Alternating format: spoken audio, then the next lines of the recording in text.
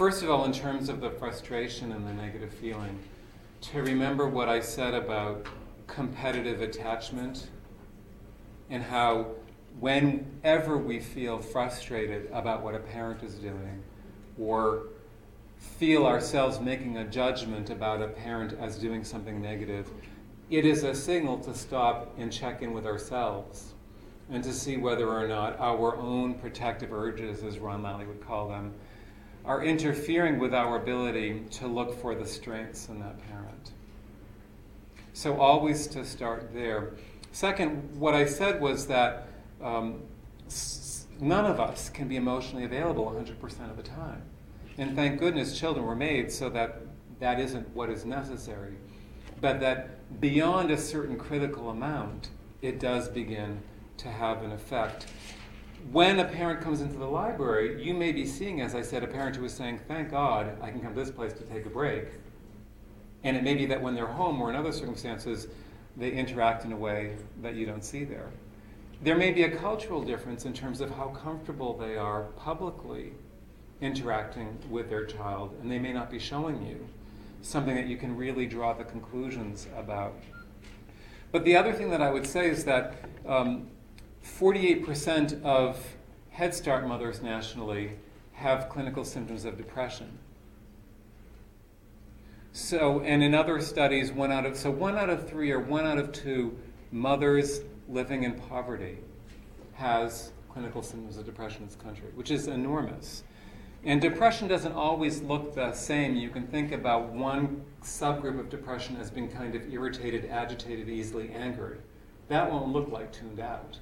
That may be the mother who loses it, who still wants to do the best by her child, and she just loses it because she's depressed, and there's other things too that are stressing her. Another group of mothers who are depressed will be low energy, shut down, unresponsive, and those may be the ones that look like they're not tuning in. And so then, if you think about, well, what can we do to do the best we can by this family? It's not going to be pushing them to do something they're telling you they can't do right now. It's going to be for looking for something they're doing that you can reinforce and admire. So particularly when you see a family that gets to you, you feel frustrated, you feel like there's negative stuff going on there, that's the time to push yourself to say, what can I possibly find to comment on that's positive? Because that's going to help them with their depression a lot more than making them feel like they're not doing what they should for their child. So you might say, it's so nice to see you today in the library. I know it's not always easy to get here, and here you are with your kid.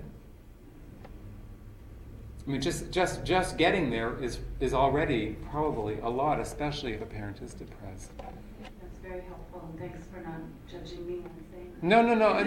No. Listen, the reason why I can make these statements about competitive gatekeeping and protective urges is because it is universal.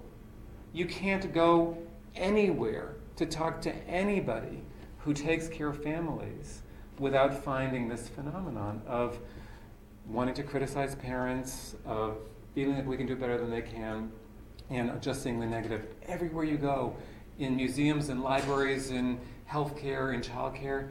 We all, I think, because we're human and we're so powerfully affected by children's attachment behaviors, we all have this feeling. So I don't want you to feel criticized. I want you to feel comfortable enough to look at them in yourself when it happens and say, okay, that's what's going on in me, because that's what happens to us. And then my solution is to work even harder to find something positive to say about what that parent is doing. Where we often look for positive things to say is in the child's behavior. The child's curious. The child wants to explore something on the shelves. The child wants to maybe interact with another child. Most parents really get a kick out of anything we notice about their child that we express positively. There isn't much that makes a parent feel better than our admiring something. And it's a little bit too easy to say, oh, your child's so cute, or your child has such a nice dress on. Because they feel like, oh, you say that to all the girls, right? But if you say, I just love the way your child's hand shapes as she reaches forward and brings it in so delicately. I mean, that's just that child in that moment, and you were really looking. Completely different. So you might just want to sort of practice looking at the little things individual children do, and then picture yourself just describing them with the enthusiasm that you have.